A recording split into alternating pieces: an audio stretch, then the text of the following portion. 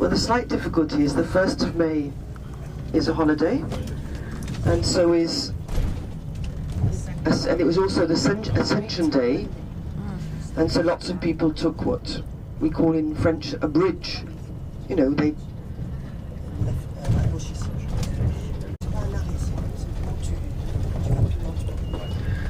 over here on the left, we've...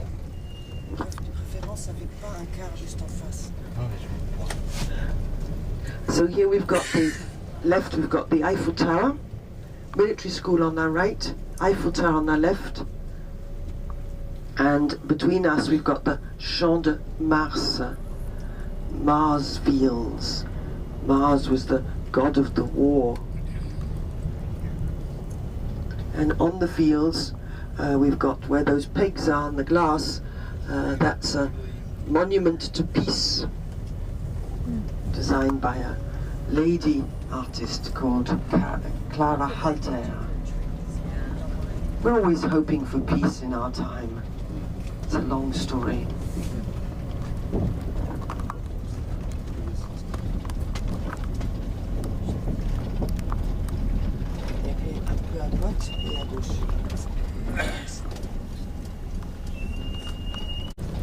It's called St. Louis of the Invalids.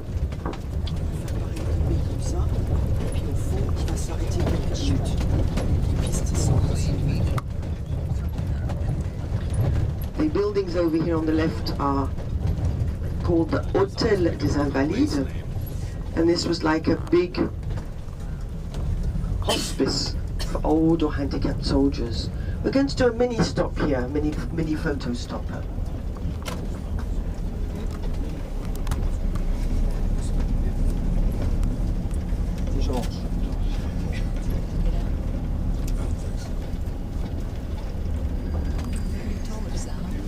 So here, this Hôtel des Invalides was built in 1661 for Louis XIV, and he...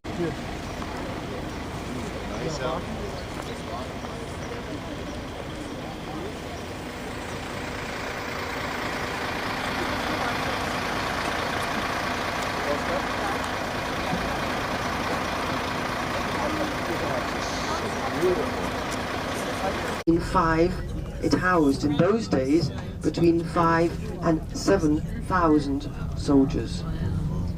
The soldiers themselves would be in dormitories. Officers might be sharing with 2 or 3 others, and the generals might have a room to themselves. Of course. Life continues. In front of this building we have an Esplanade of the Invalids here.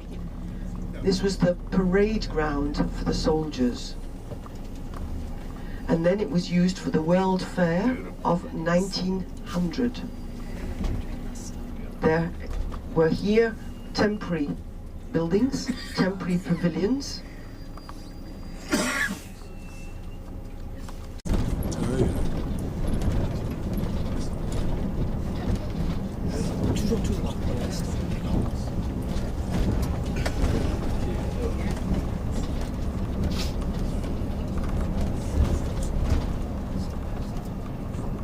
So this bridge was built in 1896 in preparation for the World Fair of 1900. It's probably the prettiest bridge in Paris. It's a teeny bit like the bridge in Prague, the Charles Bridge. And we now, I feel, need to look at people on the bridge and redress them. We need to have them in long dresses and bustles for the ladies, and then top hats and tailcoats for the gentlemen. Absolutely magnificent. The one on the left has temporary exhibitions, and the one on the right a permanent exhibition. And for the moment, the one on the right has a temporary exhibition of Goya's prints. The one on the left with its temporary exhibitions has one exhibition of Marie Antoinette, another of... we're looping the loop through Paris. There's a Champs-Élysées. 2 guards and a courtyard. Boy, you're staring straight ahead.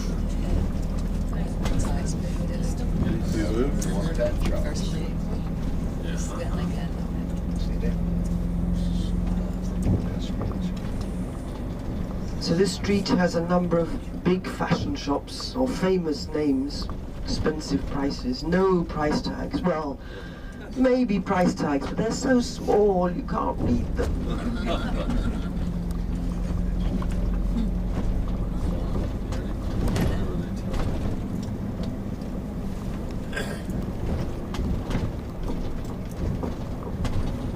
Greek temple. But this in fact is a big church dedicated to Mary Magdalena.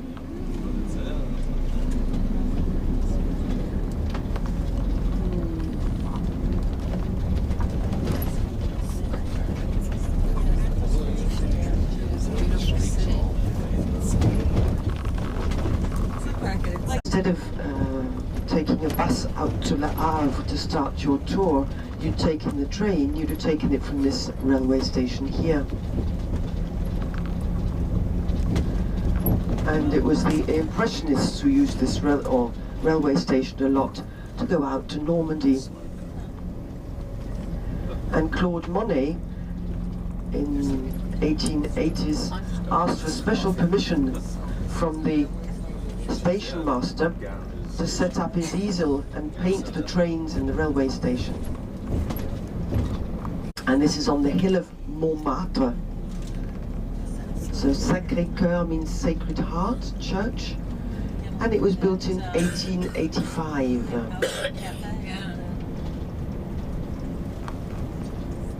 Overlooking Paris. We'll just drive round so that you can get to see it. He's coming, they're going around. Yeah, you can get it. Okay, right. In the nighttime the sails turn. And this is where we find the Can-Can girls.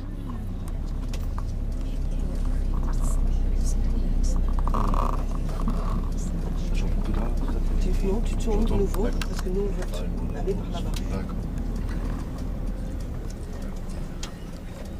Emperor of France, Napoleon III in those days. However, he was out of power before this building was completed, so he never used that entranceway, and everybody uses the front entranceway. There's another one.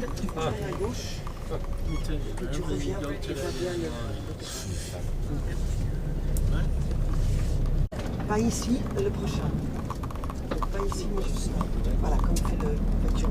Et tu fais le tour. So we're going to loop the loop to get another view of the opera house behind us.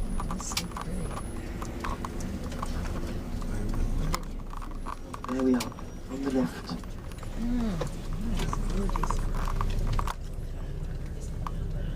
Académie nationale de musique is what it was called in those days.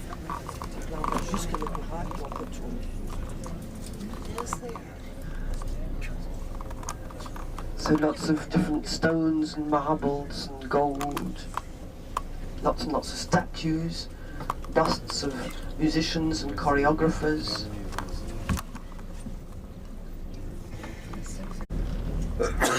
Excuse me. Jewelers this time instead of fashion shops. Cartier here on the right. Very famous jeweler. Definitely no price tags there. And the other jewelers along here, you apparently have to ring the bell. Well, you do, I've done it once or twice. You have to ring the bell to be let in. Ahead of us we've got the Place Vendôme. This was built 350 years ago. First of all, they built the facades.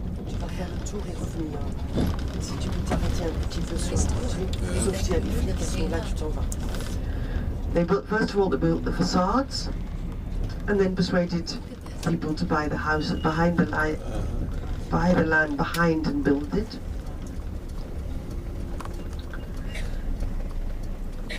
In the middle we've got a column in honor of the Battle of Austerlitz, which Napoleon Bonaparte won against the Russians and the Prussians. And he brought back from that battle many cannons, which were melted down to make the outside of the column. And right on the top of the column is Napoleon. Over the other side, from where we are now, is the Ritz Hotel, one of those very famous hotels of Paris. Hemming lined up along the road, roughly the same height. Fancy balconies on the second floor up and the fourth floors up. But each had a different architect.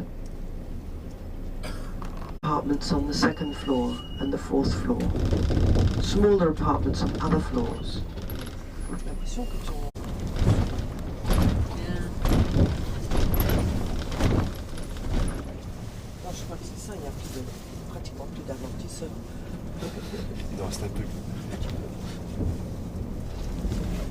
We come down this road, us Parisians, when we're trying to imagine where we're going to go on holiday. There's lots of travel agents and tourist offices. On the right and the left, some fountains. Behind the fountain on the left, we've got the Comédie Française. This is one of the big national theatres of Paris, the building with the slim columns there. The Louvre is nowadays a big museum. It was originally a palace of the kings of France. In November 1793, one gallery of the museum was turned into, one gallery of the palace was turned into a museum. And nowadays, the museum has invaded all the buildings. It's probably one of the biggest museums in the world.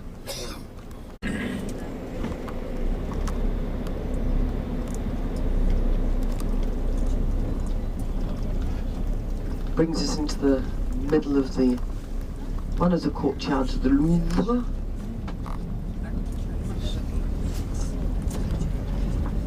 Là à droite, tu as un bébé arc de triomphe. Donc si tu peux arrêter là quelques minutes, sauf si les flics ou quelqu'un nous embête. Mais on descend pas, c'est pas un problème. So here on the left we've got the glass pyramid, which is the entranceway to the Louvre these days, designed by Ai Ming-bei, a controversial American-Chinese architect. The line's mild, there's virtually nobody there. Quite interesting. Here on the right we've got a baby Arc de Triomphe. This one's called the Carousel Arch. This was built in 1804. Originally, or 18, yes, about then, Napoleon brought back from Venice some, we can't get out.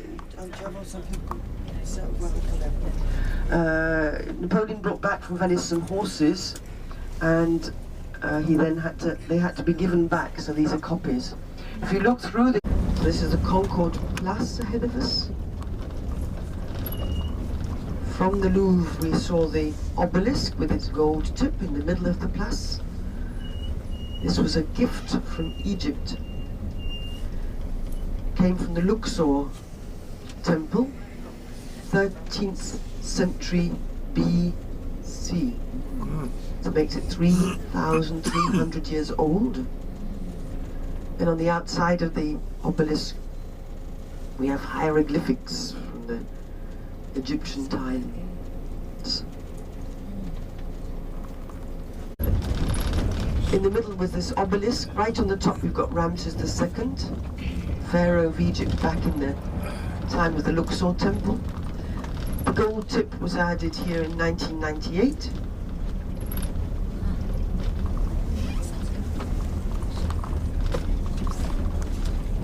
Either side of the obelisk we've got fountains. These are fountains inspired from the fountains in Rome.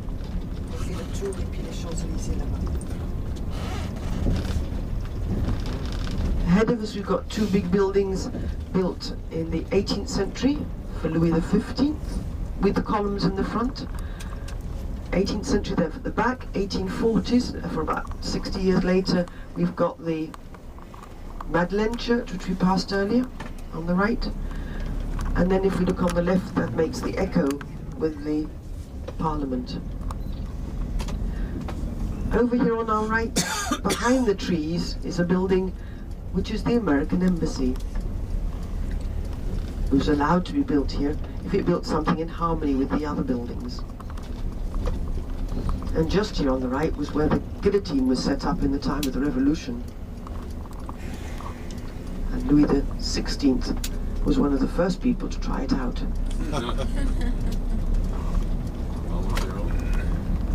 Well, he'd spent time discussing the invention with the Tobias Schmidt and the Dr. Guillotine, and apparently even was maybe one of the people who suggested that the blade was on an angle. So that's why I say he tried it out on the 25th of January 1793.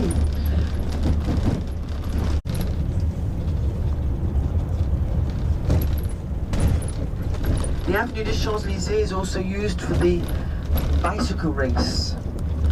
The Tour de France bicycle race has its finale here. That's the last Sunday of July. It's also used for the Bastille Army March Past on the 14th of July. Here we've got some banks of flowers. The Rond-Point des Champs-Élysées, the round point of the Champs-Élysées. A little bit more formal than the flowers of Giverny. But there's some influence, a little bit. And then this is the built-up avenue of the Champs-Élysées. They widened the sidewalks about 10 years ago, so there's more sidewalk cafes, restaurants, car showrooms, banks, airline offices, cabarets, discotheques, clothes shops. In Paris, it's possible to choose from 300 different films each year. Over on the left is a Fouquet's Cafe restaurant. Favourite place for the showbiz crowd. Still on the left on the corner is Louis Vuitton's shop. The whole building. So I think they're probably making a nice profit out of their bags in order to be able to have that whole building.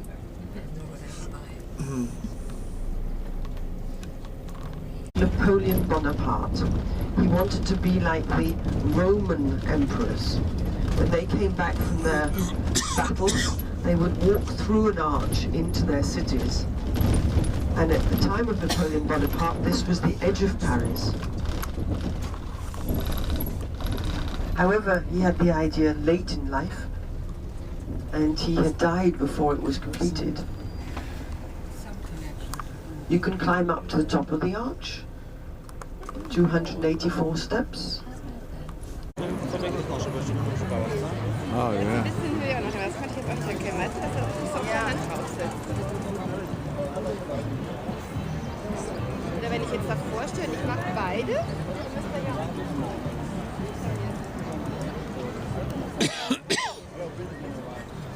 It's a museum, and there's some fine big water lilies painted by Claude Monet to be found in that museum. That is a museum that was closed for 5 or 6 years and reopened last summer. So last summer it was very, very busy, but it's now calmed down. As I say, things go in fashions and swings and roundabouts.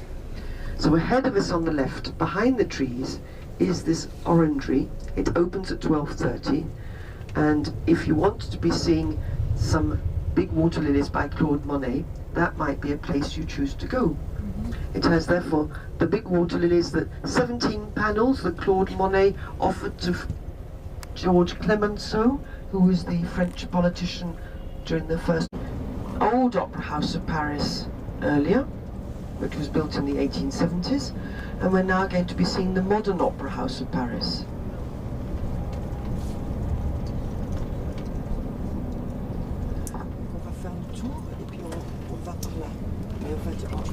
Mitterrand, François Mitterrand, had a number of projects while he was president of France, and one of them was a new opera house of Paris, which we'll be seeing shortly. There used to be a Bastille fortress here. That was it. A wonderful view of Notre Dame Cathedral over there on the right.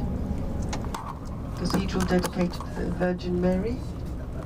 That's why it's called Notre Dame, Our Lady.